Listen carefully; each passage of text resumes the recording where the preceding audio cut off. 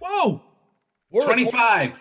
We are Big recording. bottom 25. We can now rent a car, guys. Boo, boo, boo, boo. We can rent a car. We get a discount on insurance. Get a discount on insurance too. Yep. What else? What other myth for the kids listening? That shit don't happen. You're allowed to go behind the green door. Oh, Yeah. the green door. The green door? Yeah, you can go behind the green door.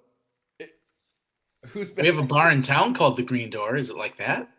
I don't know what happens in that bar. They still have old style on tap. Oh, I thought it was going to be something about, well, I won't go there. Who's behind the green door? Uh, Rambo? Hey! Oh yeah, it's your turn to do it now. It's your turn. I was Steve, going to say, are we going to wait for sweatshirt? Steve's incredibly offensive Where's my version of Sylvester sweatshirt, Stallone? Steve? Where's my hoodie? I need my camo sweatshirt. Oh, you're my hoodie now. That's how I picture Sly. Right before we started recording, we were all very seriously blown away by our guest. Very much so. Like, just some of the stuff he passed off as just, oh yeah, this just kind of happened, is Major League Rock history. Fucking legend. Legendary. Gary Shea from New England and Alcatraz, and he seems like he's played with everybody in that 70s, 80s, like hard pop Yeah. to froggy stuff, you know? Mhm. Ready guitar players. But played Oh, with yeah. Shea and Yngwie Malmsteen when Yngwie first came to this country. You know, that was the bass player. So Mind blowing. mind blowing. And a super cool guy. Such a nice guy. Yeah. Yeah, he's a great guy. And he plays a 4-string. Wait, 4 exclusively. Hmm. Mostly, he has a 5-string. He does have 5-string. Yep. He travels with one bass, which I love, and it's a 4-string. I mean, I've done the one bass thing for like simple shows or like you know, whatever, but I'm just a simple man.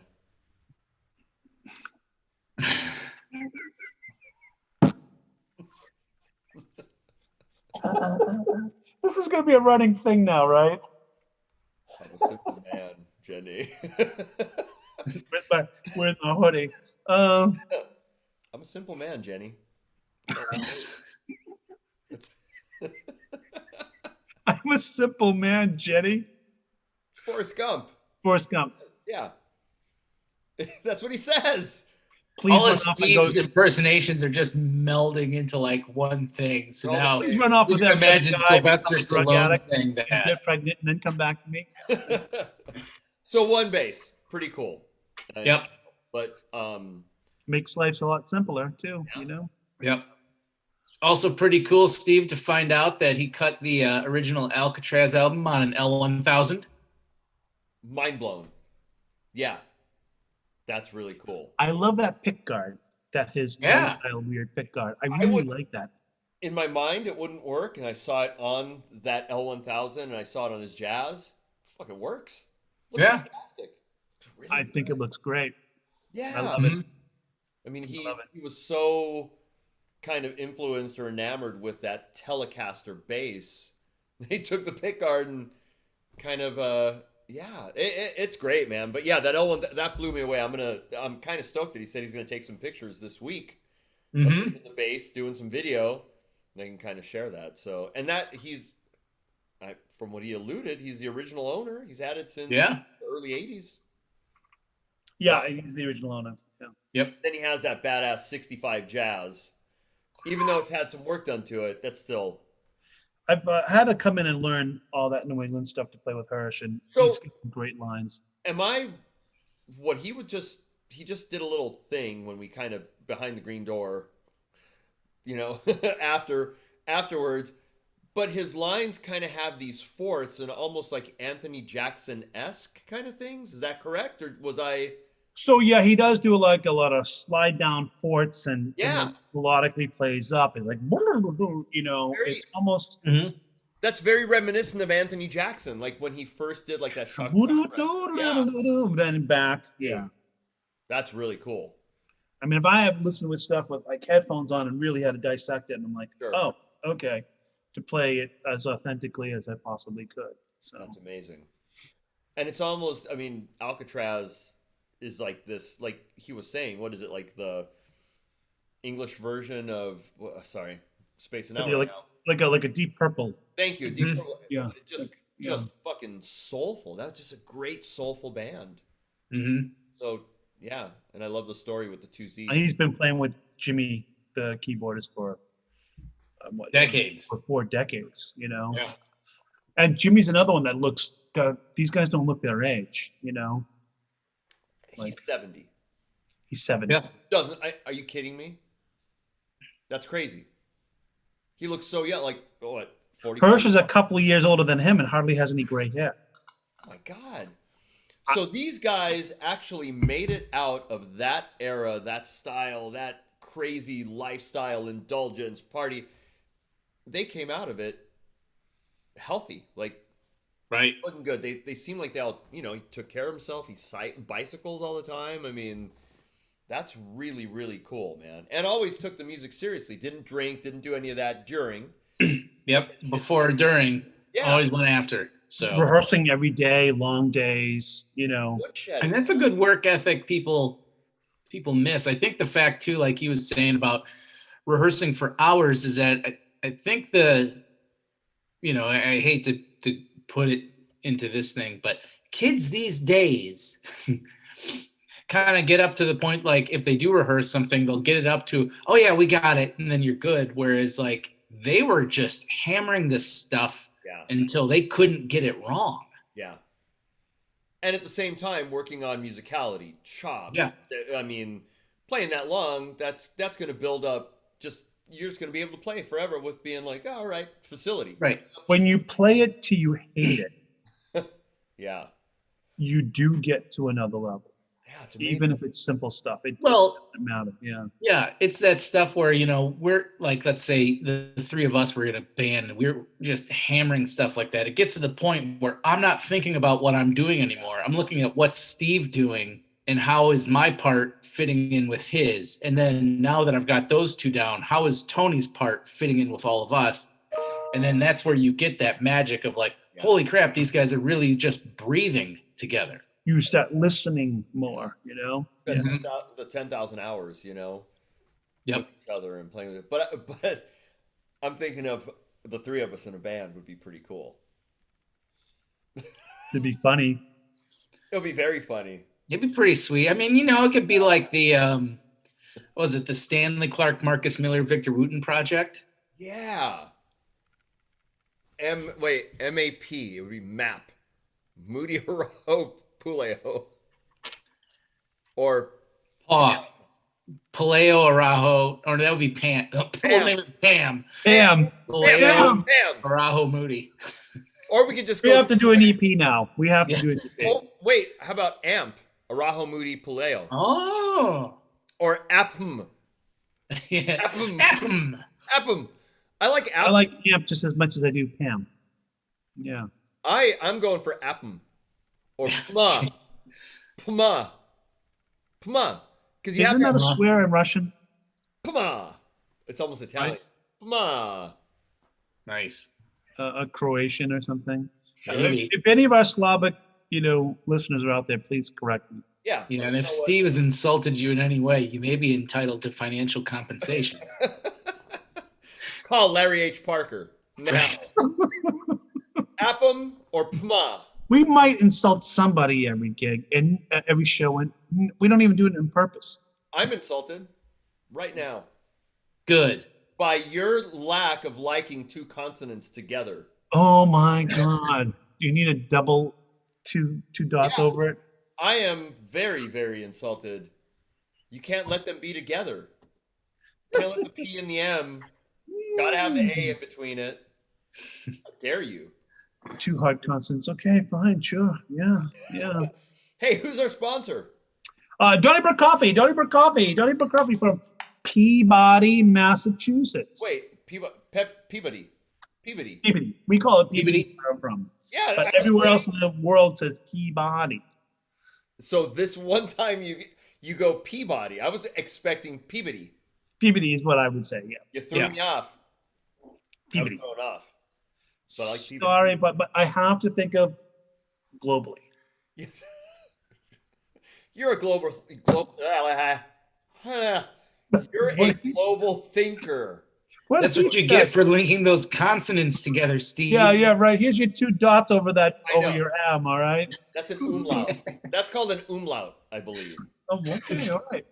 Again, with our Slavic listeners. Oh, man. All right, so this was... that would be German. Yeah, so this is episode 25. 25. I'm stoked. It was fun. Gary is freaking awesome. Legend. Yeah. Legend. Yeah, that history. That's rock and roll history. Yeah, Mm-hmm. I love it. Yeah, so. All right, guys. Oh, so you guys are in a blizzard storm snowmageddon right now. It's not too bad. I mean, this is too bad. And we're not getting snow right now. We've got some coming, but it's like in the mid-20s. Got it. Yeah, I think we might have cracked 20 today. Texas. The funniest thing was, Steve, I sent you that screenshot this morning when it was like -9. Ooh.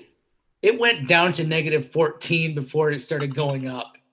Like, I showed it to my son, and we're both like, that's cold. I was like, you want to go outside and take out the garbage? He's like, no. No, I don't. I talked to Howard Olyate today. Oh, how is he? He's doing great. He says to say hey to everybody. He is. They're not under a lot of snow, but they have like 2 inches of ice on the roads. Okay. So their big issue is driving around and getting places. But he has a really cool 4x side-by-side thing, like a ranch 4x4 thing, and that's how he's getting around. He says that works out really well. Nice. Like, that just sounds like fun to drive that thing no matter what all the time. Mm-hmm. Like, why you gotta wait for the snow? Just drive that thing all over the place. 24/7. I was wondering if he's missing Southern California right around now, I mean, weather-wise, but he's got great, he's doing great out there. He has a whole work area, house that, he winds pickups, and he's got a bunch of land, so he's doing really well. And, Nashville's, mostly okay, except when it freezes right now, but he's doing really well. Right. Yeah, we'll have to have some revisits with some of the people. With the Big Bottom alumni? Yeah, Big Bottom. Yeah. Well, we'll put some people back on. Yeah. Can I be on it? No. Oh, well. I That got was nothing. so fast, John. So fast. That was wicked. I was trying to make it sound like I was waiting a little bit. No. But I didn't say a word, Steve. Can Rambo be on it? Oh, Rambo. We do a whole podcast. And you have a big buck knife. You kick me out of town. You can't kick me out. Well, can I get a cup of coffee here? Coffee. Oh boy. You can't kick me out of the Big Bottom. Get your sheriff. Go ahead, try. Okay. All right. Sorry, guys. I was going to say. Probably explain the concept of this joke. No. No? Nope. Okay. All right. We won't. They have to listen to episode 24. Very, very well. Good Okay. Good tie-in. Listen to episode 24 to find out the Rambo Big Bottom connection. Special Rambo. Might as well keep notes because I have a feeling it's going to last throughout at least the rest of this season. So it's going on. That's it. If you guys try to kick me out, I'm bringing Rambo in. There you go. He's coming in. He will. All right, let's stop recording and let's on to Gary. All right, everybody. Yeah. Hey, Big Bottom crew, Steve Arajo, John Moody, Tony Paleo, Appam. That's how we signed off. That's how we signed off. Appam. All right, guys. Everybody take care out there. Be safe. It was a fun time. Enjoy the episode. Bye. Bye-bye. See ya. Damn it! I missed the fumble. We can say this while we're recording. We're not the most serious guys, Gary. It's not that bad. We're not the most serious guys, and I think that's what some people are liking. We're pretty open. What the fuck did you drop, John? I dropped my phone because what I've been trying to do is do this. Were you so I have texting? a Wait. Were that's you exactly. texting? Were you texting while we were going to start this podcast? How dare you? I was texting Tony saying, "Geez, when will Steve start this thing?" Like, God damn it! I know. Sorry. All right, Tony. All right, so we have with us today from New England, Alcatraz, the bassist extraordinaire, Gary Shea. Gary Shea's with us today. Everybody how? Hell yeah, man! Thanks Hey, for joining us. This is awesome, man. Thank you. I want to just start one thing, if I can. And John told me this, and I think I said this to Gary when we met. Gary got the job that when I was a teenager, he had the job that I wish I had. Driving And cab? I will openly say this right now in Big You Bob. wanted to be a cab driver in Boston? Yes. Cool. It's good. That's good. Well, thanks. I mean, that was a great thing, and we did drive cabs. You drive cabs. There you go. But Tony, you want to? I mean, Gary was. So when I was younger, Inspiration. in that time, everyone has their like slightly different background in the Gen X thing and so forth. Like, so mine was like playing with shreddy guitar players, not necessarily playing a shrapnel thing, but like that's what I practiced. That's how I got better. That's how I got good because I focused, and then I kind of fell into the whole jazz thing.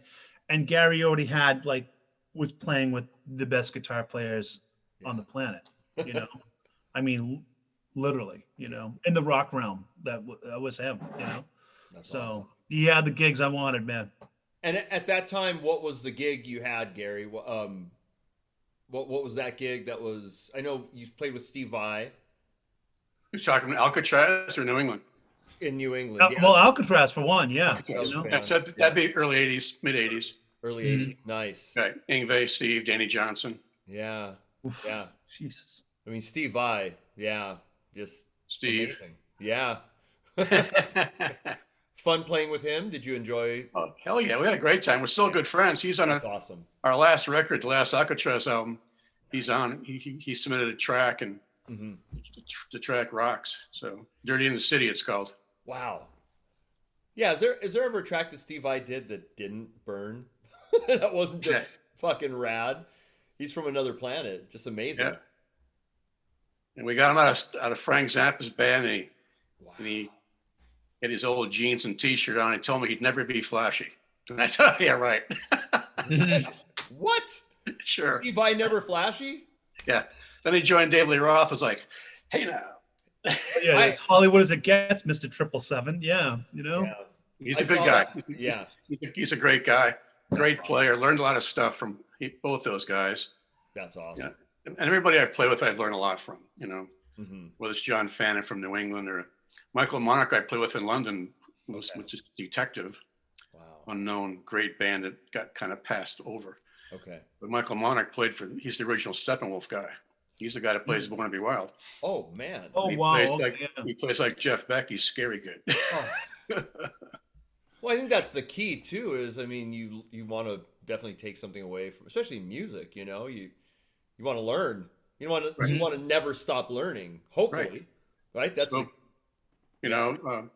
like being in a lot of places and never resting, I've met a lot of guys, and yeah. I've had a good education of people and players. So I'm real thankful for that. Real lucky for Nice. being afforded to be able to do that, to travel around and meet guys and play in good bands. So Gary, was it New England that really like cut your teeth and started all the big touring and everything? Was that like the band that really? Yeah, that's started the one to do a lot that of put us on the map. Yeah. Because we had the song "Don't Ever Want to Lose You," it made the top 30. Okay. And when it came out, we were on Infinity Records, which is a new label. They had to make us famous. They only had us in Orleans and the Spiral Jar. Fuck. Talk about dichotomies. Talk about just. That's crazy. And Rupert Holmes, the Pina Colada guy. Oh wow. That was it from Boston. What? And they were supposed to work with us really tight for one-on-one Sure. and not sign a lot of bands. but I'll get into that later. But they signed 40 bands and broke up a year later, screwed us up. But that summer, the album came out, it hit the top 30, and we toured with Journey, AC/DC, did the Kiss Dynasty tour. We were with Styx, we were with Kansas, we were all over the place. And that got us going, like the first New England album. Played Madison Square Garden. I figured that night I could die now, it's all over. I grew up in Connecticut, and and the whole thing is I used to tell my high school teachers, we're gonna, screw off and die. We're gonna play the Garden. It's in the cards. I'm not getting a haircut. I'm not changing my shoes. I'm not, like Beatle boots too bad. Yeah. Oh man. I told my high school principal that, one time I got mad. I said, listen, I'm making more than you are, and I'm 16. You're 45, and you're high school principal. But I'm not going to stop doing this. Yeah. Wow. And 10 years later, we stood there at the Garden, a row of SVTs, 4 SVTs, and Sue and Vega reflex cabinets, and 10 guys in the crew going, this is cool. This works. So New England got going, and we had a great time with that. Were the Kiss guys good to you? I always hear stories about like how they. No, they were good. Yeah, they were cool. Yeah, okay. They were good. Still friends with those guys. Cool. But we did get kicked off the tour though in Montreal. We got an ovation before we hit the stage, and that was the last Kiss tour we ever did. Oh my! Oh wow! True story. Whoa! Oh. We had another 4 or 5 shows to go, which would have had us in Springfield, and our guest list between myself and John Fannin, being based in Boston, our guest list for Springfield Civic would have been quite extensive. So we were geeked about that, and we played Montreal, and we didn't realize that we were doing so great in Canada. Mm-hmm. And Hirsch being Canadian, that helped with the Canadian content thing. We had gone there 6 months before to Toronto and done a big promotion thing we rented a Maserati dealer, had albums come out of the back of the Maseratis and Ferraris, and had the girls walking around cocktails and all kinds of fun going in the back room. And when we got to Montreal, the place, for one thing, when you go to an arena, most people don't see the opening act. They're coming to see whoever's the headliner. Yeah. And people are still in the parking lot and doing their thing and taking their time. We got there, and the place was pretty much crowded. And, we did our usual thing, welcome. We just done Madison Square Garden 2 nights, the Silver Dome in Detroit, all those kind of places. And here we are in Montreal at the Forum going, cool. And they welcomed New England. The whole place stood up cheering like they scored a hockey goal. And I looked at John like 40 feet away going, whoa. The first time in my life I ever stood there. People say you're nervous. No, I'm not nervous. No different playing 1 million people than one person in front of you. It's hard to play for one person in front of you as 1 million people. Yeah. They want to talk about nerves, to do it right and everything. But I stood there going, holy cow, this just never saw this before. And they went crazy. Every song, people went nuts. We did encore. We were doing encores every night anyway, but we got the word next morning we weren't on a tour anymore. No explanation was ever given, even though we're with the same company, even though Paul helped produce the first record. It was like, You guys are on the same management as Kiss? Yep. Yeah, for 4 years. That's weird, man. Well, So left-handed compliments, what we call it. Yeah, right? Mhm. Wow. We had a couple of those. We had a lot of those, actually. I wonder if it was Gene going, no, can't have this. You know what I mean? Yeah, we don't know. Yeah. And we stayed with Bill for almost 2 more records. I mean, it wasn't like that was it for the whole relationship. It was just that tour. So we carried on. We went right up into our second album at that point. And then the record company folded right in the middle of cutting basic tracks. Like, guess what? No label. Wonderful. So we lost a lot of momentum. Man. We changed labels. Long story. Changed labels. MCA came back and said, we got 44 bands. We're keeping 4. And you guys are one of the 4. Wow. So we went to LA, had a big meeting. Electra came after us again. We had 6 record company presidents come to our place in the woods in Massachusetts. Clive Davis came. Bill Coyne, Chris Wright from Christmas. Presidents all came in limousines with suits on to our little dumpy house we had with the walls knocked out. We did our best impersonation of playing at Madison Square Garden in a cottage. And every one of them get off a deal right there in a briefcase. Sign here, 10 record deal, escalating from 250 to 350 to 450 to 5th albums, 550. So sure. And we could have gone to RSO. We could have gone to Electra. Lenny Pizzi from Epic was there. I mean, Clive Davis sat in a folding chair in front of my SVT. I'm going, hey. Damn. We loved it. Damn. Was that the Braintree house? Yeah, all those Yeah, guys okay. were there. That's crazy. And you know, Clive Davis told us that he really wanted us to be on Arista. They just signed the Kinks, but they had no heavy band, and he wanted a heavy band for his new label, Arista. We were the guys if we want to do that. And that was cool. And Chris Wright from Chrysalis, I'm walking across the lawn through the woods, and he says, you guys one of the best bands I've ever seen since I discovered Procol Harum. I'm going, whoa, I'm driving taxi cabs. Yeah. Wow. You know, so that was cool. I said, don't believe any of this. They're all just trying to tell you that to get the autograph. You know? So you guys rehearsed, if I'm not mistaken, like all day long type of thing, right? I heard about those rehearsals. Well, yeah. Well, the deal was we played bar bands together, all of us. You know, Jimmy's band, Fatback from North Carolina, morphed into New England after about 6, 7, 8 years. Going all around from Michigan to Montreal and stuff, playing colleges and schools and every bar in the world. And we broke up in 75. I went to California. Jimmy and John recorded Annie McClune. And then they called me up after about a year and said, come on back to Boston. I said, no, I'm in LA. I think I got the Al Stewart gig. And he's going to be famous. He's got a song called You're the Cat. It's going to be big. I'm telling you, it's going to be big. Yeah. And they're going, I said, hey, he's talking $1,000 a week. It's 1976, you know, so I might be staying in California. They're going, come on back. You know, I said, it's cold back there. And they called me 3 times, and I said no twice. And I said, well, you know, if I go back, I'm 25% of something if it clicks. If I'm a side guy, you know, any given moment you can lose your job. Not you can't lose your job in a band either. It just takes more lawyers. Sure. Yeah. But I went back, and we decided to work at night to support ourselves and not play any more bars, no PA, no trucks, no roadies, none of that baloney, and not listen to bartenders tell us we suck and some agent tell us we got to learn Eagles songs or something like that. None of that crap, no more. And we had a friend in Philadelphia. John Fana had a friend at a studio in Philadelphia, and he was doing all the R&B stuff, but he had a beautiful studio and wanted to work with a rock band so we could do phasing and backward guitar solos and have fun. And so we went down there 3 different times and cut about 10 tracks all together, and the third one clicked. And so we decided to every day we rehearsed from 9 o'clock in the morning. I would take the train from Boston, Jimmy and I, carrying the bass on the subway, walk to the station in the snow, take the subway into town, change trains all the way down to Braintree in the South Shore. John would pick us up in his car, and we go to the house and rehearse from 9, 10 o'clock in the morning until 2 or 3 o'clock every afternoon, 5, 6 days a week for almost 2 years solid. We did that. Wow. And at the end of that, we had about 20 songs that we were working on. We could have done we could have the chance to do a double album on the first get-go. The only band ever did that was Chicago, and that worked out for them. It's kind of risky to do that because you're blowing all your songs for the second album. So you work your whole life doing the first album. The second record comes up a year later, and it's like, now what do we do? Yeah. You have to scramble to make the sophomore record as good as the first impression was.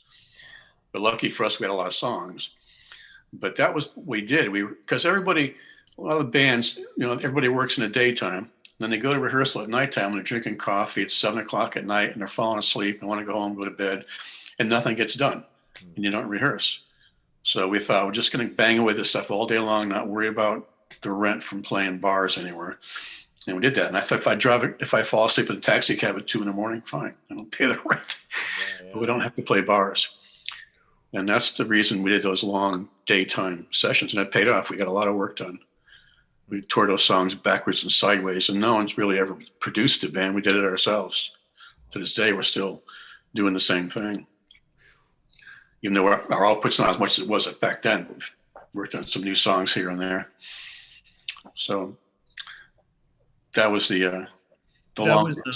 So rehearsing pays off. A lot of people say, I've been other places, and people, we only rehearse, 3 times. We want it to be fresh. It's like bullshit. Yeah, I mean, I don't buy that. Great bands rehearse more than once or twice. And you gotta nail that. Well, I noticed like with Hirsch was like, all right, guys, let's do this, again and again and again. Yeah. Well, it's brutal. We'd run a verse, cycle a verse 20 times in a row for the next 20 minutes, playing the same verse over and over and over. And somebody's doing things, or John and Jimmy did things together. personnel we just cycled the part while they practiced the part at full volume. Yeah. Because it's a different thing of sitting on a chair and playing it quietly. It's actually playing it loud through a Marshall stack. And okay, get the grip on the volume in the room. So when the people came to see us, it sounded like Pink Floyd, but the room was tweaked. We had a bunch of junk for gear, but it was all taped together. If we had to move it, it would never work right. We went once to SIR in New York, and it was a disaster. We blew the power at SIR in Manhattan. Oh. And we were auditioning for some heavy lawyer guy to manage Grover Washington Jr. That was the big thing back then. And if we get this guy, we'll be famous. Yeah, right. So we're down in New York City with a rental truck. We blow the fuses.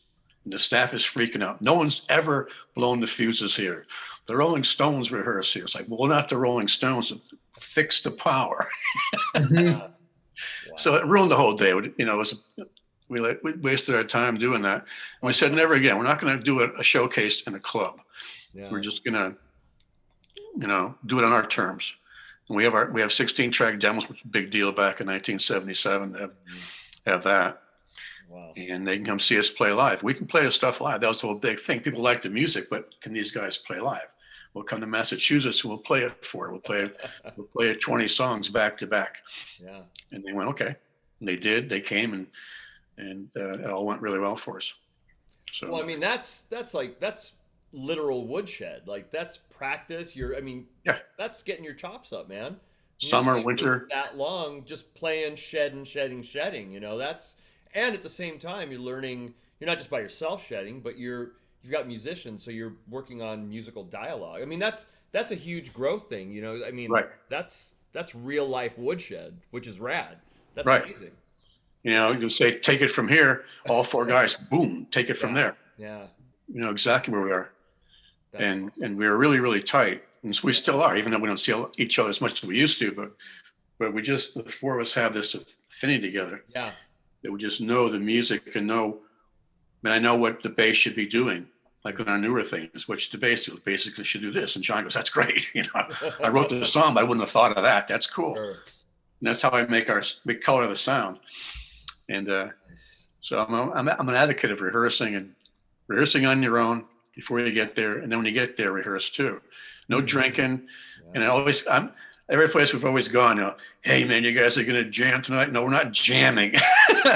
It's the same set every night. We're not changing anything. Yeah. The way notes are being changed. We're not jamming. We're not drinking either before we get up there. No drinking, no smoking pot. It's not a party.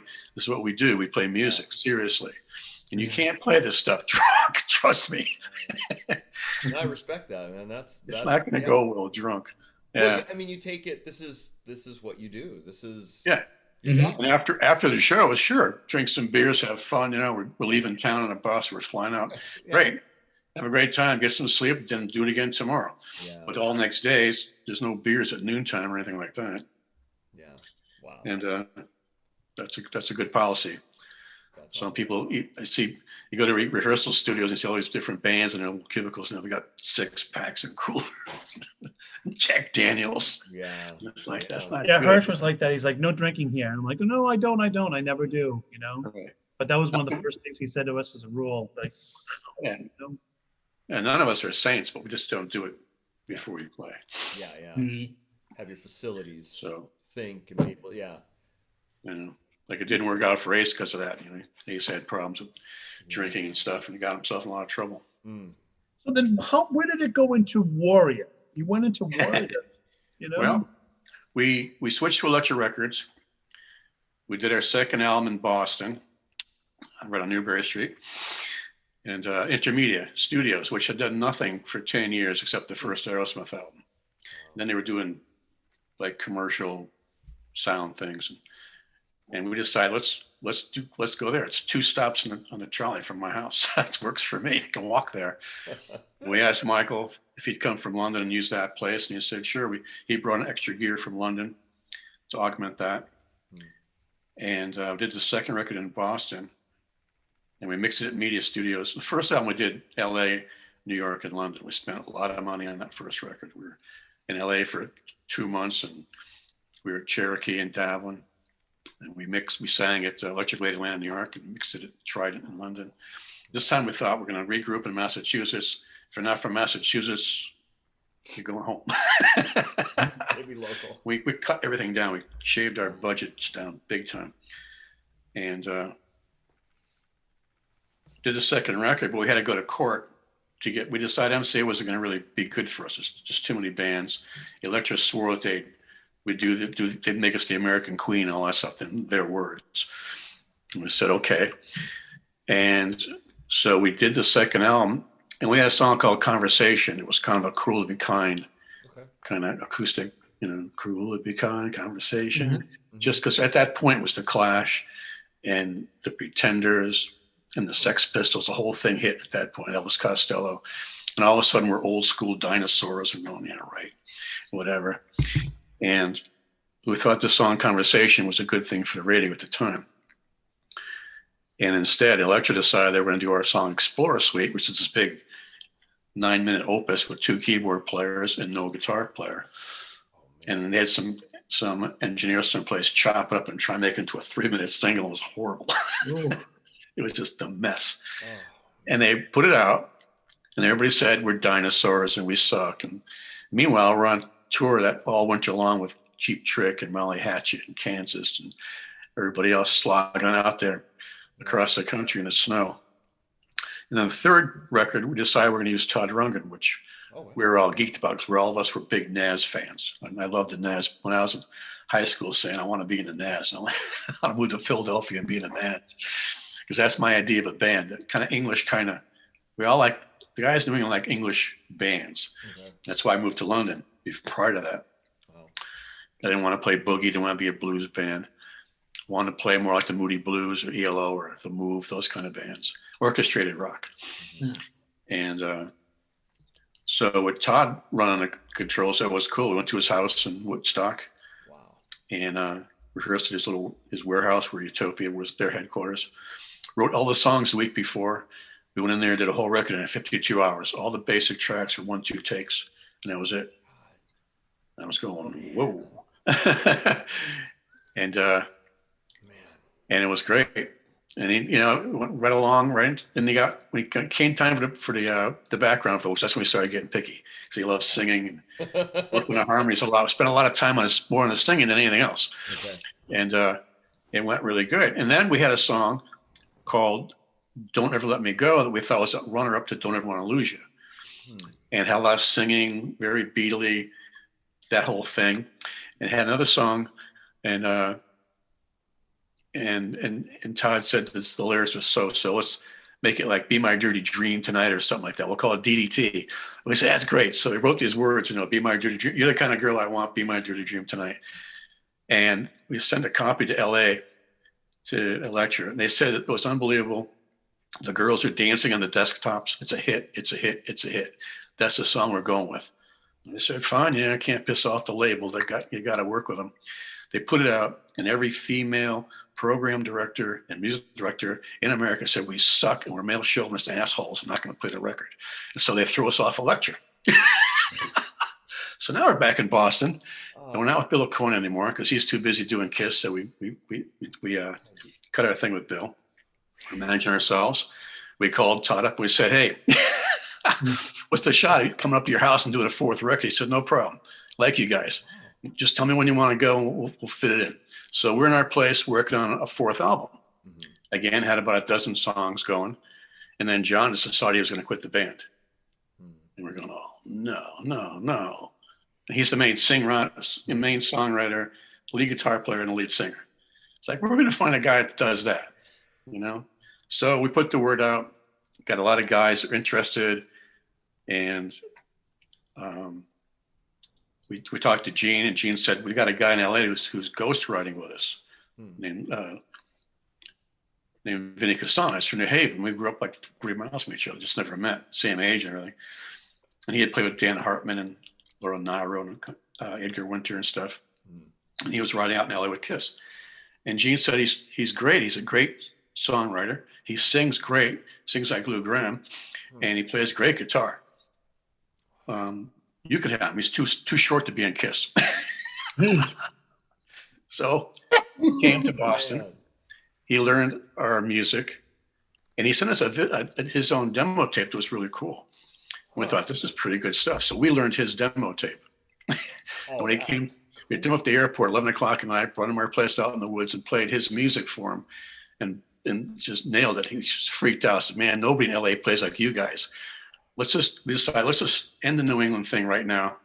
Let's just start a whole new band. So I closed my door in my place I had for 10 years in Boston, never came back. Moved to LA. Went to LA, started rehearsing with Vinny. We're at SIR. And he's recording with Kiss at night, and we're rehearsing in the daytime. And did some demos at the record plant. It was all going along pretty good. We thought it was pretty good, you know, this is rocking. And then they asked him to be in Kiss full time. He's had 2 babies and, you know, $3,000 a week to start. Yeah. But you want to hope your band gets a record deal. So again, Vinny joined Kiss. So now we're out in LA. I got a place in Boston I can't pay for. I got a place in LA I can't pay for. I'm in my early 30s going, what am I going to do? So me and Jimmy decided to stay there and every man for himself. Yeah. And that leads into us starting Alcatraz. Wow. But that's a New England story. That's how Vinny was connected to New England. And we called it as a working title, Warrior. There's a lot of warriors out there. And there's a lot of Vinnie Vincent things that are pre-Kiss. And there's also the Vinnie Vincent stuff, his Invasion thing after Kiss. But it's not that period. It's his pre-Kiss period where he was just Vinny Cassano from New Haven. He wasn't Vinnie Vincent. That was Gene's idea. Sure.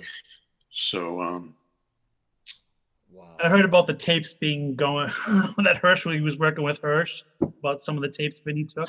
Yeah, they had problems. And Vinny, you know, while we were forming Alcatraz, he and Vinny did some stuff together, and they both, I don't know to this day know who told what to anybody, but they had a lot of issues with lawyers and marshals. And Vinnie Vincent Invasion played in Providence, and Hirsch had the marshals shut them down and take all their gear.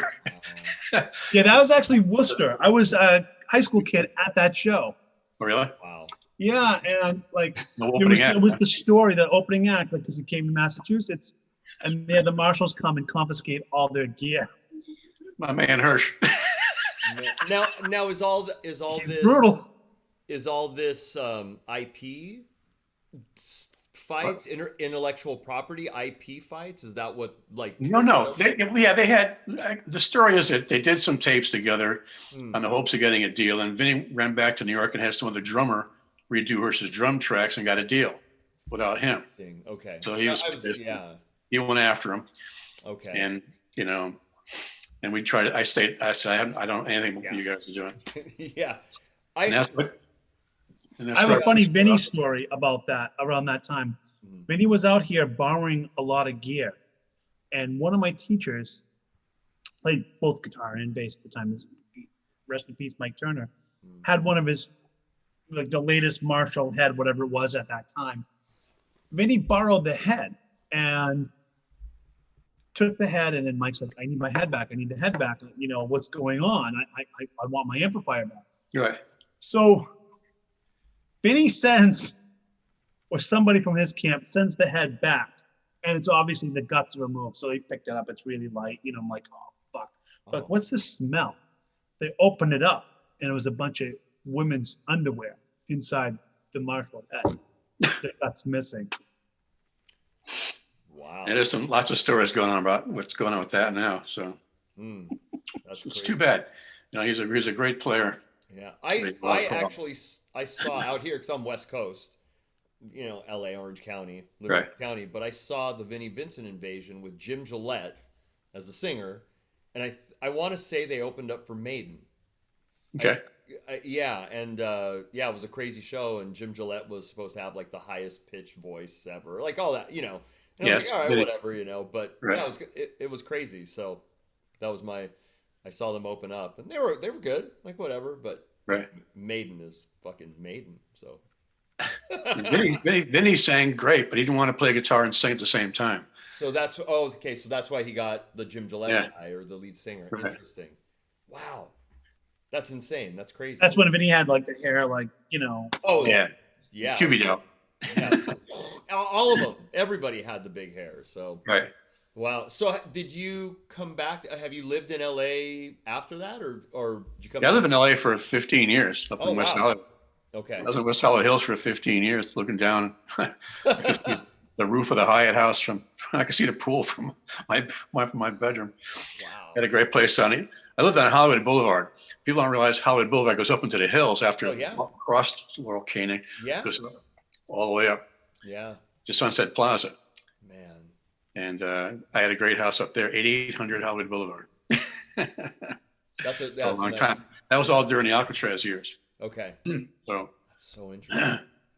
So Um, amazing, man. Dude, you're the stories. I love it. Just legendary. And then then you kind of Yeah. got into the whole Alcatraz thing, right? With yeah, Yeah. yeah. I made 100 letters to every record company in the earth at the time. I bought the book, record companies' addresses. And Oh. I wrote a letter saying I played New England. We did okay. Mhm. Let me know any artist and a bass player. And I got back 2 letters from some under secretaries somewhere. I said, "We got your letter. We'll file it. Thank you very much." Thank you. Yeah. Yeah. And then Bam Magazine in LA had free ads in the back at the time. And it had lead singer looking for a gig and all that kind of thing. So I said, "I'm going to put an ad in the paper." And Michael Monarch, my buddy Michael, he goes, and they were back from living in London and LA, we're hanging out. And he goes, "Every crackpot in the world's going to call you up. You're wasting your time." And I said, "Michael, answer me one question. Is the ad free?" And he said, "Yeah." So I'm putting an ad in the paper. So we just said X name bass player looks for recording gig or touring gig. Yeah. And I met about 40 people. And one night this English guy called me up and said, "Oh, you a bass player?" Screaming at me. And I said, "Yeah." And he said, "Who are you?" And I said, "Well, you might not know of us. I was in a band called New England." He said, "You were at the Electric Light Orchestra in Cambridge, Massachusetts 2 years ago, eating all the shrimp." And I said, "Yeah, that was me." He was the tour manager for ELO. And he was Oh my managing God. Graham Bonnet. I'm managing Graham Bonnet. Wow. And we want to put a group together, not a solo Graham Bonnet band, but a group. Yeah. Graham's not a business guy. And we got Barrymore Barlow, because Andy, the manager, and Barry grew up together and played in Tull together. Wow. And maybe Zal Clemson on guitar. Me and Jimmy from New England and Graham. So we got, Jethro Tull and Yeah. New England and Rainbow. We're in LA. And we got a record deal just on the strength of that. Sure. And we went to the Hyatt House on Sunset on a Sunday morning, 10 o'clock in the morning when the bar opened, Oh. to talk about the 4 of us, me and Andy and Jimmy and Graham. Oh man. We want to have a band like Rainbow, like Michael Schenker, European, heavy rock thing. Super band. I mean. And we walked out of there sideways. We drank so we were, they say in Boston, we were wicked drunk.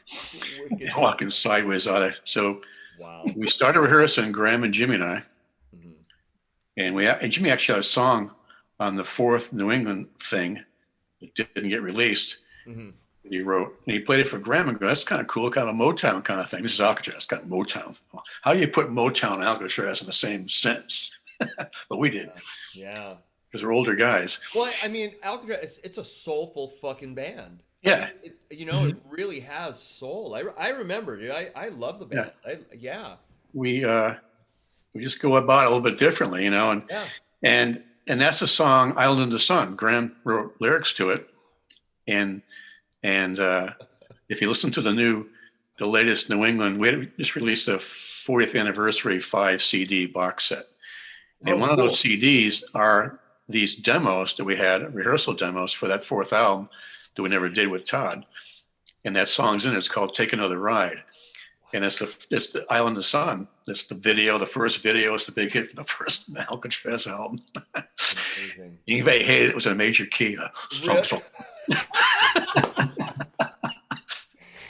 It's that's funny. Wait, didn't they want to name it something different? And you're like, get out of here. Well, yeah, that's another thing. But Yngwie, like Island of the Sun, he wrote the bridge, Okay. God. Da da da da, just released that Ingve's thing. A lot of songs are three-way ties, and they say, "Oh, Jimmy doesn't get credit for writing all that stuff, or anybody else in the band for that matter," because the manager kept writing BMW on the song credits, so he thought it looked cool. So it always looks like Bonnet, Malmsteen, Waldo. Okay. When of course, if you're writing songs, if the main writer would be the first name, then Sure. yeah, sequential writers. But yeah, we're talking about names and everything. And her, Yngwie was very gothic, and he wanted, Excalibur or Burning Swords or something. We said, "No, I'm too old for that. I'm 33. I can't hang with that." We were one day arguing. We didn't argue what we're saying. The manager said, we're almost done mixing the album, and we still haven't named the band yet.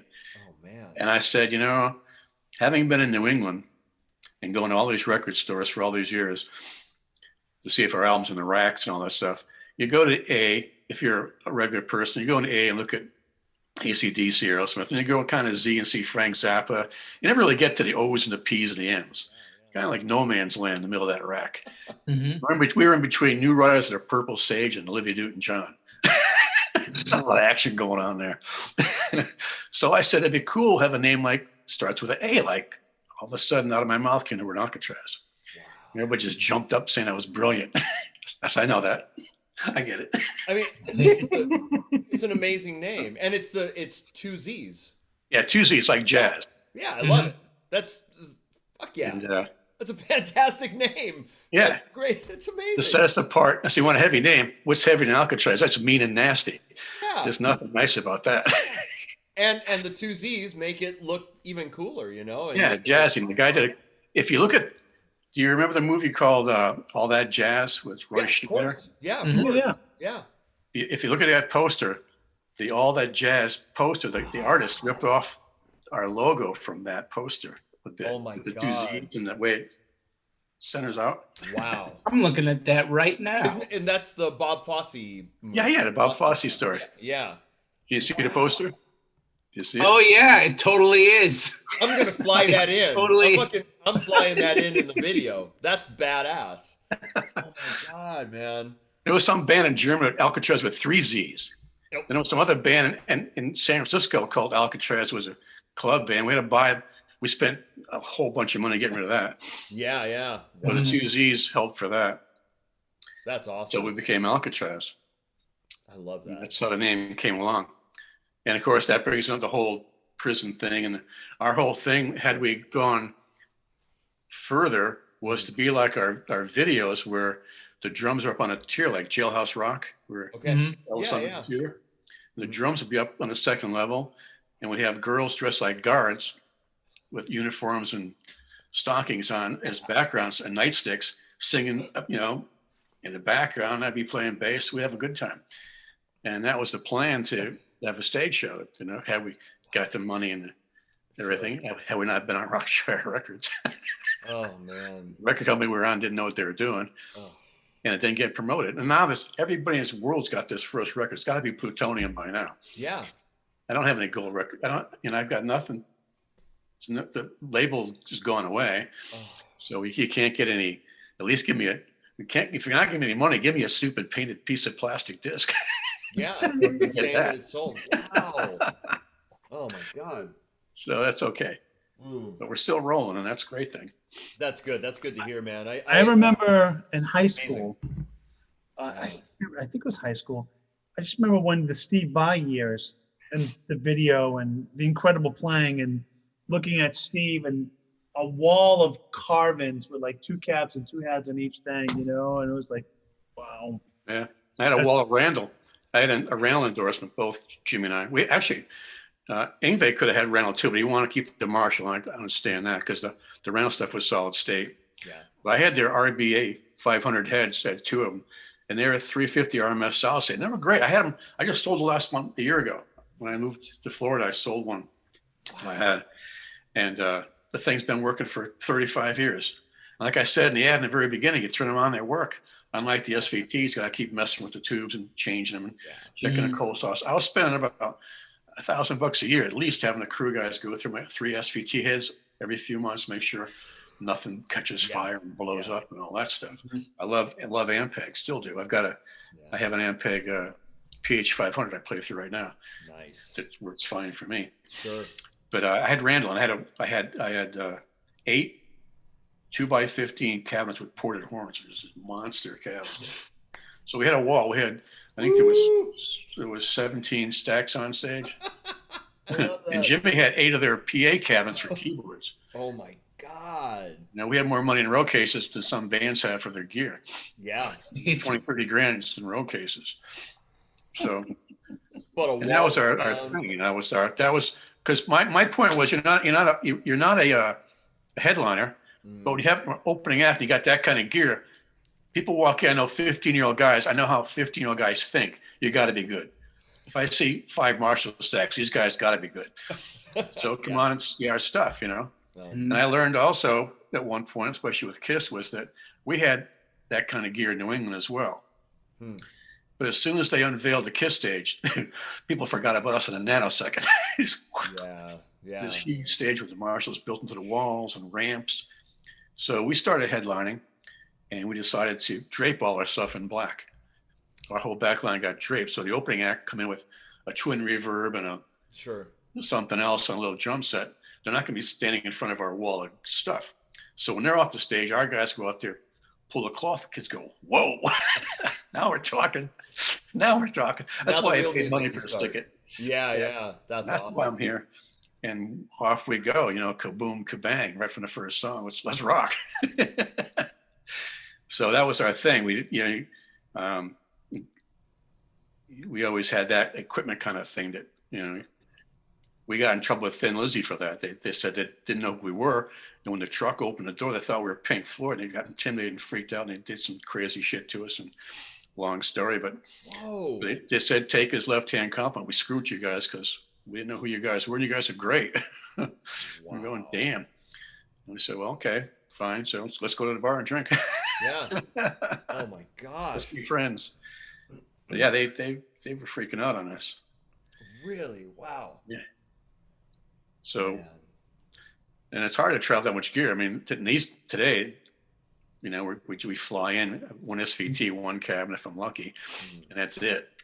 You know, so now you got to rely on a backdrop, bring the backdrop with us, you know, the big logo thing. But there's no more. I mean, Joe brings 3 heads with him and stuff and all that, but there's not that truck full of gear we always had before. Oh, is Joe traveling with a few heads too? Yeah. Oh yeah, he's got a bunch of junk. He's got a bunch of whole bunch of ESP guitars and takes 3 heads, and he gets his sound live really well. That's awesome. And if I have an SVT with one bottom, I can do okay with that. Yeah. I mean, really, you're going through the mains anyway, so the stage volume doesn't need to be too loud. It just doesn't look like it. You know, you go to an arena, you see gear, or you see better lights or something to switch out for that. So, but I'll live. with Alcatraz, are you traveling with a couple like to get gear wise, get geeky? Because we have some geeks that, you know, definitely bass geeks that are following this whole thing. Right. And we're all bass geeks. And we are as well. Yeah. Right. So what do you want to travel with? Yeah, what are you traveling with? Are you bringing a couple of basses? I bring one bass. I've been bringing really? one. Yeah. No backup. Nope. I like that. Mm-hmm. I'm all for that right there. Yeah. One bass. What is I the just bass? bought a new. Hang on, I got it real quick. Hey Tony, check your vocal. It sounds a little muffled. I wonder why.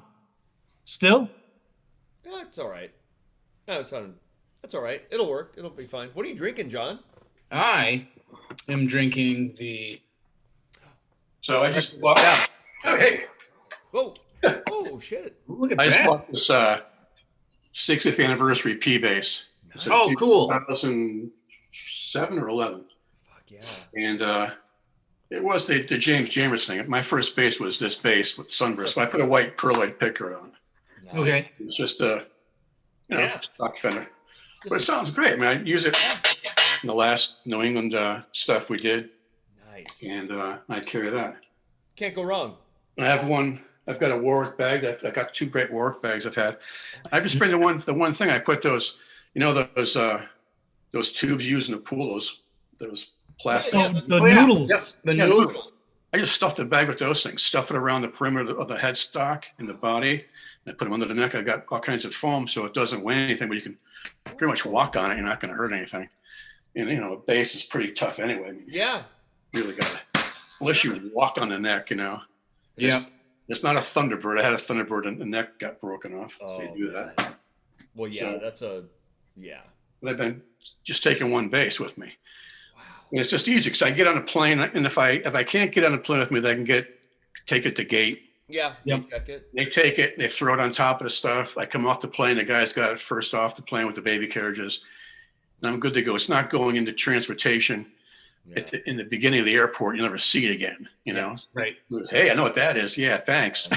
Well, and it's not like a vintage instrument that you're never going to be able to replace. It's Right. it's a good. I took my bass. 65 jazz bass with me for a couple of years to Japan even. Oh, And I was just terrified about that the whole Yeah. time. yeah. Bass, I'll kill myself. But Jimmy's going, that bass sounds like nothing else. You gotta bring that bass, man.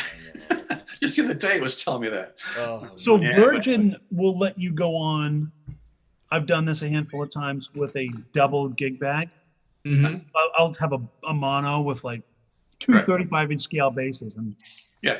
and I'll say I'll get on a book to the back of the plane, or I'll just say it on here. I'll be like, does anyone have any issues or need to get on? I'll be like, yeah, I'm a little sore.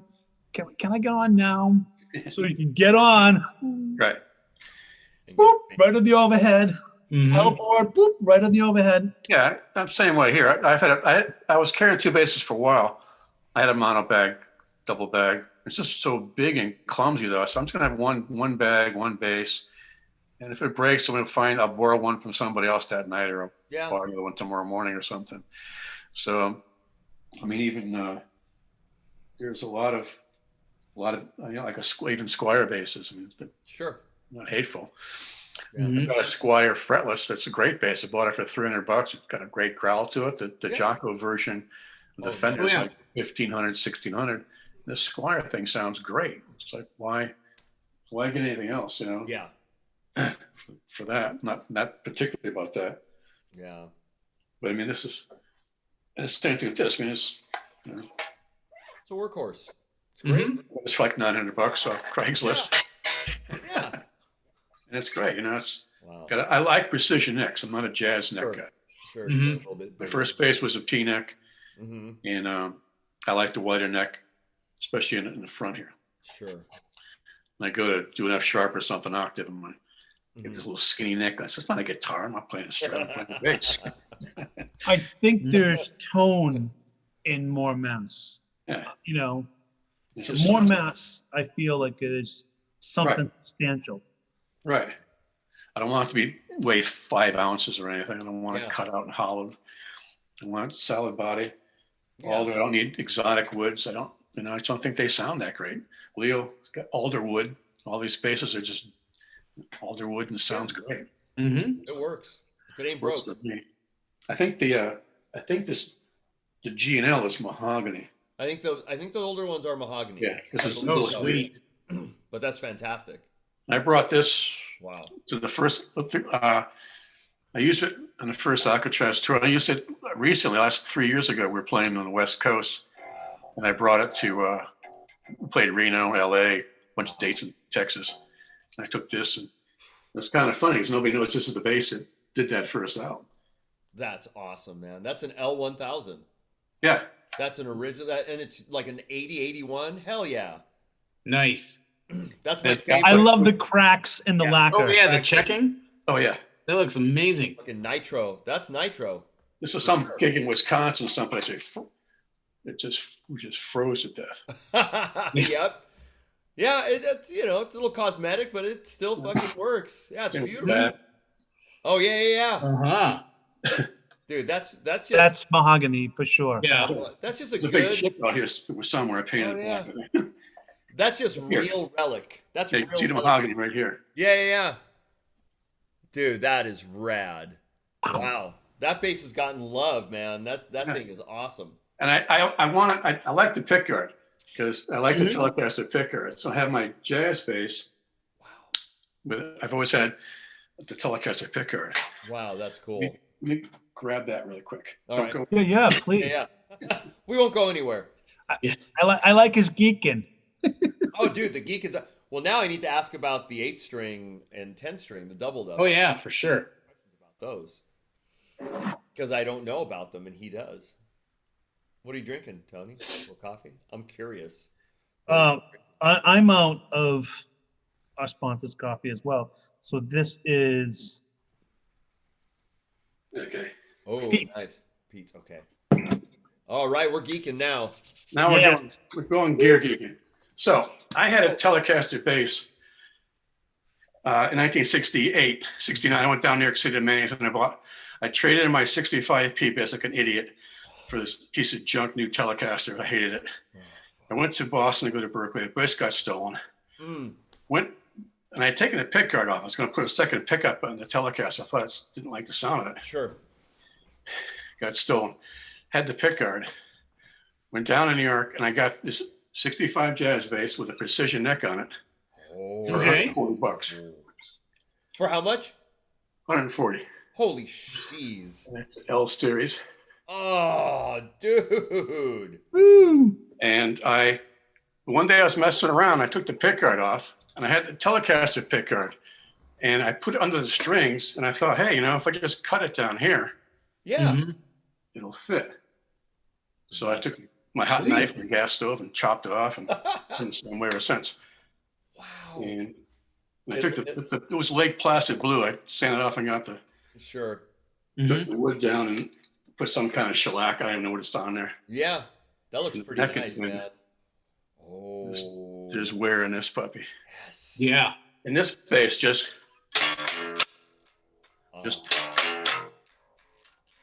Wow. just by itself sounds great. That might be Brazilian rosewood. That might be Brazilian. Mm-hmm. Yeah. It just sings. Oh.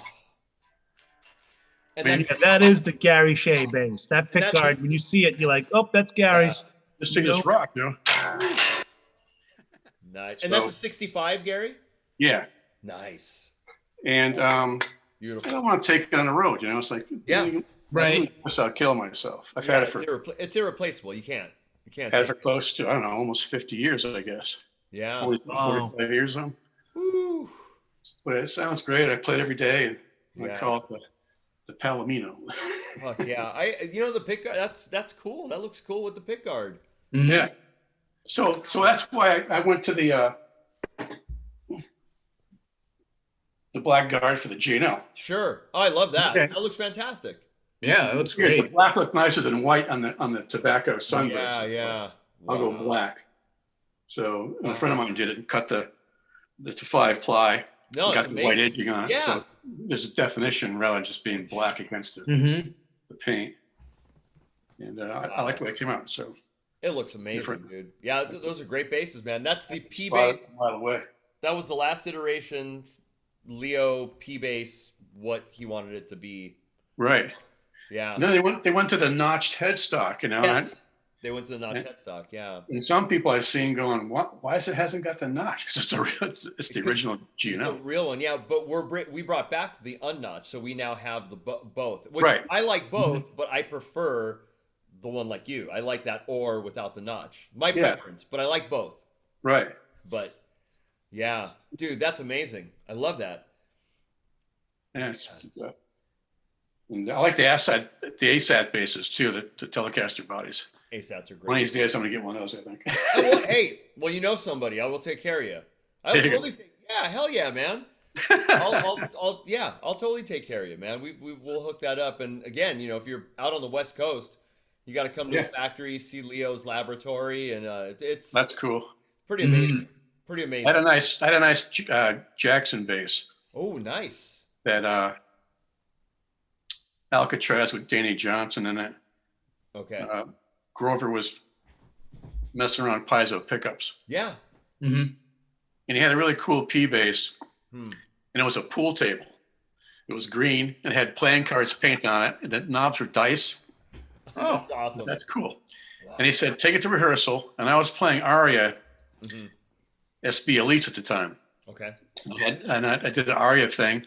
in Tokyo, Ingve had an ARIA endorsement, and I turned him on to D'Angelico, and he turned me on to ARIA. Mm-hmm. And I said, I'll play the bass if you put EMGs in it and put badass bridges on them. Unlike Cliff Burton's the one pickup thing, he uses mine had 2 pickups, and it was white and gold hardware, Wow. Flashy. And so Grover sent a couple of his guys down with a soldering iron and some meters, and we'd play the same song. And I'd play the bass up, we'd play the verse, put down, pick the ARIA, pick up the Jackson, and we're kind of comparing the piezo pickup to that bass. And then Grover said, that's cool. And sent for helping me, I'm going to give you that bass. And I said, hell yeah. And then the phone rings a couple of days later, and this guy says, no, Grover changed his mind. And I said, oh, man. He said, Grover said, come on down and build anything you want from scratch. Well, there you go. Said, okay, I'll be right over. Damn.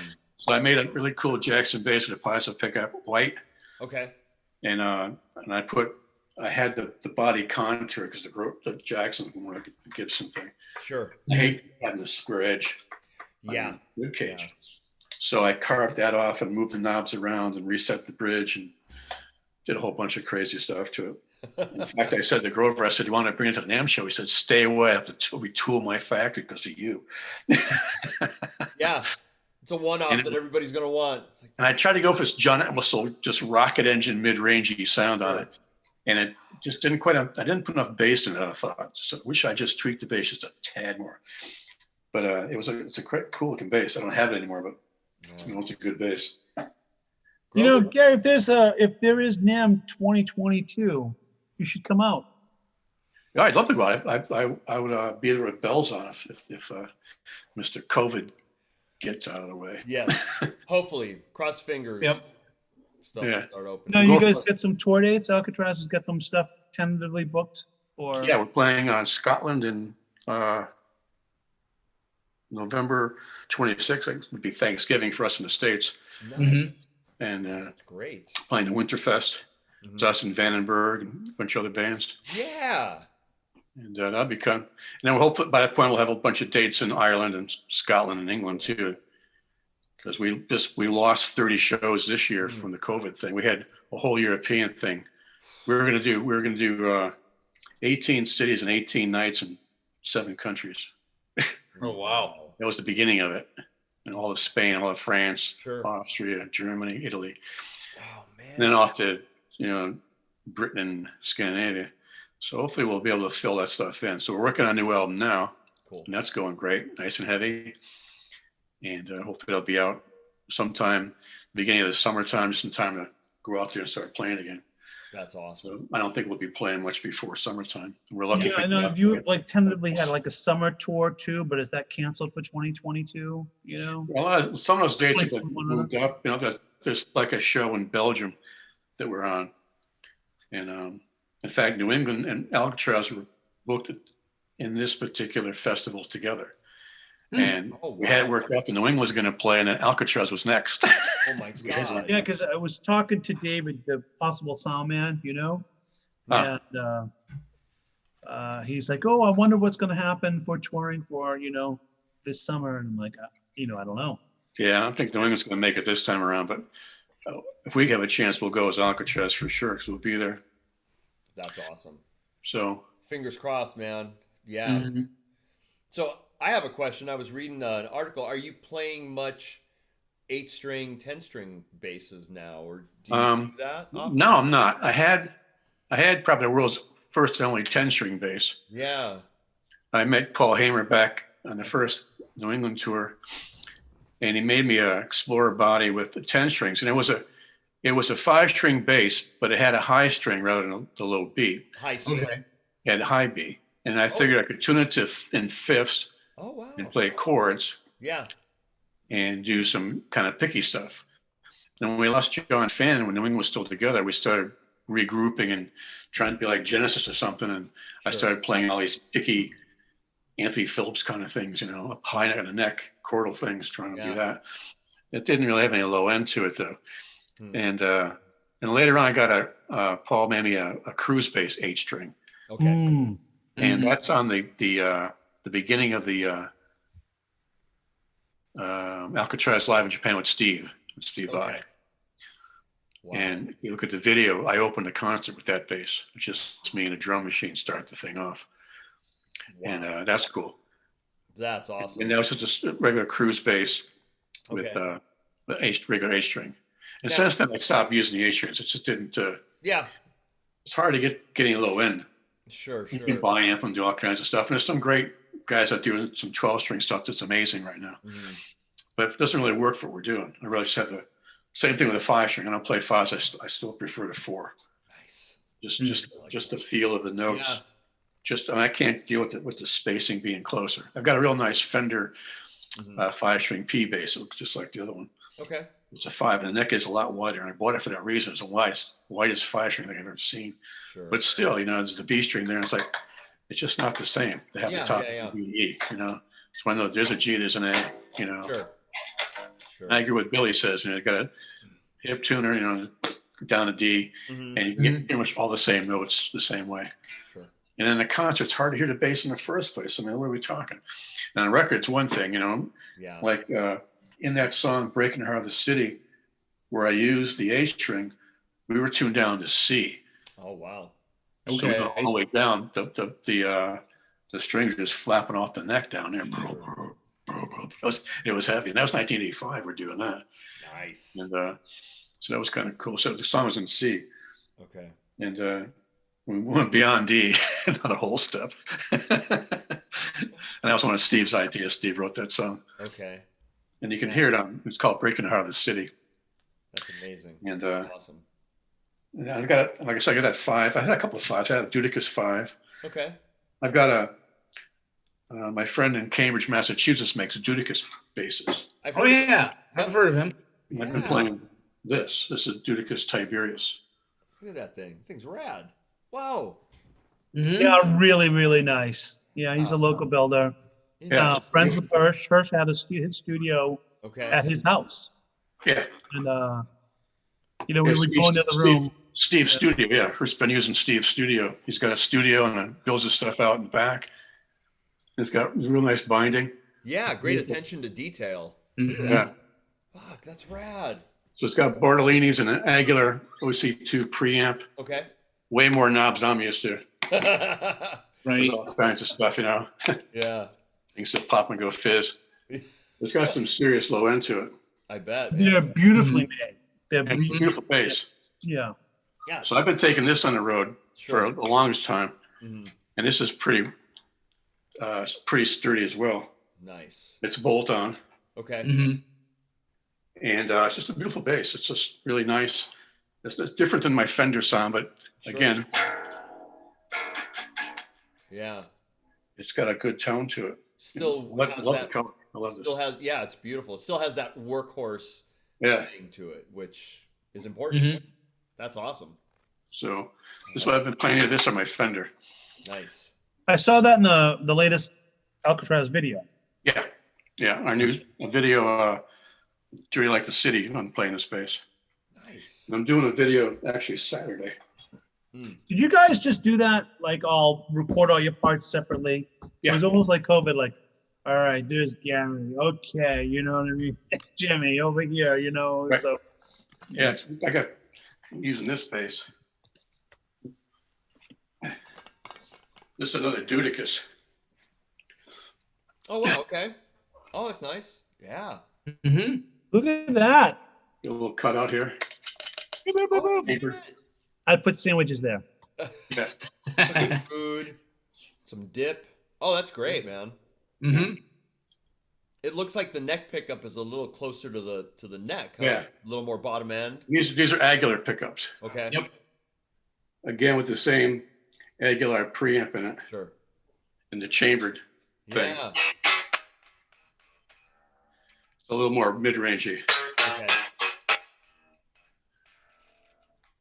That's cool. Nice, beautiful mix of nice bases. Gary, before we get into some questions, actually, give us all your socials where we can find you.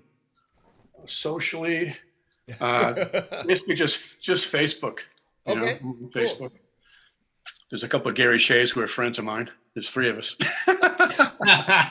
I'll find the right one and I'll put Yeah. a little link underneath. How about Yeah, I had a website for like 10 years and it wasn't really doing much. And I decided, why am I spending all this money on a stupid website? So I pulled it. okay. And So Facebook. I just used the Facebook. I've got 2 Facebook pages. Okay. Mhm. And if you just Google my name, Sure. I'm the first Gary Shea that pops up. So Yeah. Yeah. That's what I did. I looked up the articles and started reading some stuff on you. Yeah. So right. There's some I'll fun find stuff on there. I'll find some links and I'll put them. All right, and we have got the 3 questions. And Steve, start. All right, Gary. So we have these 3 questions. It can be living or dead, artists. It can be basically kind of anybody. Right. More towards artists. So who would you have loved to have studied with that maybe you haven't studied with? Study with? Yeah, study with. That's a good question. There's a few people. I mean, I love John Entwistle. Yeah. My hero's John Entwistle, Yeah. hands down. Or Tim Bogart's great. Yeah. And another guy that people don't talk about is Jim Fielder, who played bass for Blood, Sweat, and Tears. Oh. Oh yeah. He's great. I saw him at Yale when I was about 18, first Blood, Sweat, and Tears lineup with Al Cooper. And he plays, 3 fingers. He's a monster. Just, maybe guys like that, I think. That's cool. That'd be my pick. Okay. Awesome. John. John, All next right. question. And I think I learned more about the bass from those guys. Paul McCartney, you'd learn more melody, but Sure. you learn more about attack and sounds from those other guys. I think Got it. that would be what I'd be interested in, as well as a theory of things. Sure. That's cool. I mean, John also was so great because he played French horn. He was a schooled musician. He wasn't Yeah. the first time he picked up an instrument, Yeah. and it shows. He was the lead player for the Who. Yes, he was. Yep. Yes, was, he man. was. Mhm. You hear live at Leeds when he kicks in, all hell breaks loose. Yeah. Yeah. So he was my hero. Still is. That's so cool. Nice. All right, John, you want to ask the next question? All right. Live or dead, who would you want to jam with? I mean, Gary's jammed with everybody. You're a freaking legend. I know, but he also said too he doesn't jam. They reherse. I know. But yeah. We'll rephrase it. Who would you like to play with? Yeah, even. That you Yeah. played with, yeah. Probably David Gilmour. Ah. Oh, Whoa, didn't expect that, man. Ooh. Nice. That'd be pretty cool to just groove along on whenever he's playing. Yeah. hmm Not playing a lot, but Sure. the right notes in the right place. Man. I like that. That's cool. That would be an emotional Mhm. thing. It's more than theory or Sure. anything else, technique. Just playing bass to what he plays on the guitars. He plays some great stuff. Mhm. Just like his style. hmm That's cool. Yeah, I wasn't expecting to get that. That's I cool. know. We're getting lots of surprises lately too. I love it. It's awesome, man. Everybody, it definitely kind of tells the personality. It fits. It's really cool. Yeah, we get to hear all these different answers. I love it. I'm an old guy. I turned 70 a couple weeks ago. What? Did No, you really? 70, yeah. Jeez, you and Hirsch. Hirsch is like, I don't even know how old Hirsch Would is. never have guessed, Gary. You look great, man. You look Mhm. young. Yeah. Wow. Hirsch is 71-ish, 2-ish. Yeah, something like that. Yeah. And I mean, doesn't look it either. You know what I mean? Like, Right. not at all. We're coming from that. We're all high school guys in the 60s, and we had high school bands, and we just never took no for an answer and kept going. Well, and you kept healthy somehow. Like, seems like health, like, Right. important without indulging. I mean, obviously, people Right. indulge, but Had a good time. yeah. I'm not a teetotaling guy because I don't have to. And I Yeah. feel sorry for people who got too wrapped up in that stuff. It's like, what were you thinking? Yeah, true. Man, So yeah, I ride a bike every day. I ride 12 miles every day. love Oh, it. nice. I got 4,000 miles coming up on my new bike. I've had it about a year now. Oh, now we're gonna. Awesome. Okay. Awesome. Man, Woo! I'm in Florida, so I can ride all the time. That's what I Oh, like. yeah. Dude. We all ride, the 3 of us too. We're Yeah. bike nerds. So I can ride, pretty much when it's not raining, I ride. Sure. And I can't do that in some other places. I was in Yeah. Michigan for a while, and that's just the snow and all that stuff. So it's a lot nicer down here. That's rad. Nice. Sorry for the moment that are going through snowstorms. Yeah. The last It's question not too bad. I was- pulled out the snowblower, put on a Carhartt jacket. I cleaned out that driveway in no time. It's no big I deal. did all that. I gave the snowboarder my keys and said, "Have fun." Oh man. I mean, Gary lived in Boston for a while too, and he's from Connecticut. He's used to this. I grew up in Connecticut, man. I'm hip to the snow. My first gigs were shoveling snow, so I got my first guitar. I bought a Teisco Del Rey guitar at a place called King's, which was like a Kmart. Wow. $49 or something stupid. $47, $49. So I'm the odd man out. I'm Southern California all the way. I'm like, fuck the snow. Yeah. Nope. Oh, and sunshine. Oh, Steve, what did Steve say the other day? It's 55. I put my seat warmers on. Yeah. 55 I put seat warmers on. I got hoodies. That's why I sent that AccuWeather thing this morning when Yeah. I looked at the my Nope. weather app this morning, and it was like -9 outside. So I sent it over to Steve. I would die. Where are you, John? I'm in Michigan. Oh, that's right. So GHS. Duh. Are you out towards Jackson somewhere? Yeah, a little bit further west in Kalamazoo. Okay. We played Kalamazoo. New England played Kalamazoo Gotcha. Oh, well, that, yeah. with Kansas. Oh, wow. Sweet. Wow. Damn. That's so Some rad. touring history. Fucking legendary. Alcatraz did a 40-date with Ted Nugent. Of all people. That had to be crazy with Ted. Woo. That wasn't crazy. It was very organized. I mean, his thing was very organized, very professional, and he was a good guy. We played in New Haven, and it was raining, and we got on a stage, and the power blew out halfway through our first song. We're getting ready to segue to the second song. The whole place goes, and half the band's on one side of the stage, half's on the other, and I see these two electrician guys arguing. A guy threw this 440 box and arced across the hallway. Oh, So shit. I'm on the bus now. I'm out of here. Oh, So we're on our bus for about 2 hours, and I had leather pants on. It was August. It was pouring. It was 100 degrees outside. God. I started peeling my junk off. Thinking, that's it. We're not playing tonight. And Ted came on our bus. He goes, "Here's the deal. We got the power going. You guys go out there and start all over. Do your encores. And then me and my guys do our thing." And they stayed until 3 o'clock in the morning. They shut the bar down. It was a club that served alcohol. Shut the bar down. And Ted and his guys played till 3 in the morning. Wow. That's pretty cool. So I had to give Ted credit, give him a lot of credit for that, Yeah, man. Kudos. musically speaking. Damn. Nice. And the last question, who would you like to have a meal with? Living or dead, any time period, anybody from history Meal. or now? Meal with. Yeah. That's a good one. Meal. I see the gears turning. I know. I don't know. There's some heavy thought now. Hmm. It'd be tough. I don't know. Meal with.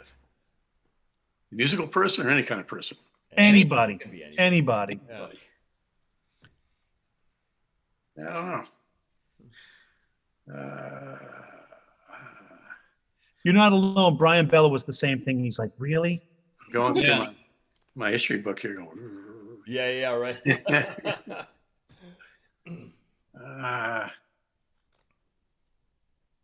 No. Let's say Leonardo da Vinci. He'd be I an love it. interesting guy to That'd have be a on. good one.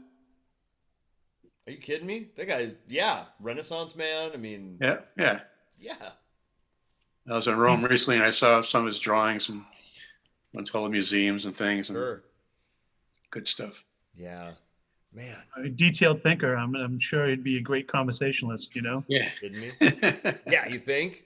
Yes. Yeah. That'd be rad. So, He's a smart guy. yeah. Maybe Nikola Tesla would be a good runner-up too. Oh, that'd be a good one. Oh, yeah. Hmm. Yeah. If you want an interesting conversation. Yes. He had some strong opinions, too, about things as well. So, Yeah. He was right though. In history. Whatever, Yeah. right. well, this Yeah. was cool. We're going to actually, we're going to all stay on for a minute. We're going to wrap it up. We're going to stop the recordings. And that's when we talk, as Steve would say, Steve, the line. Yeah. Yeah, we stop recording here and we talk shit in the virtual green room as we say bye to everybody. So we still converse secretly, Cool. if you will. The stuff It's that not we could- secret if you tell everybody, Steve. Well, they don't know what the fuck we're talking about. They don't know what we're talking about. And that's what it is. Gary, so I got to tell you, man, just a pleasure talking to you. Legendary, just Yeah, man, your history is amazing, and I really appreciate you giving us the time. It means a lot. Thanks, guys. Been Yeah. great talking to you. Gary, we get the chance to continue the conversation that got broken up by Captain. Remember Captain saying, "Oh, Gary, you got to go in this room. Can't talk to Tony anymore." Oh yeah. Well, Gary, this is not the last time we'll do it again. We can do whatever the hell we want, man. We can have, so we'll do this again for sure. There you go. Stay safe in these crazy times. And again, Big Bottom podcast, Gary Shea, we're gonna talk shit. So goodbye, everybody. Big Bottom. Big Bottom.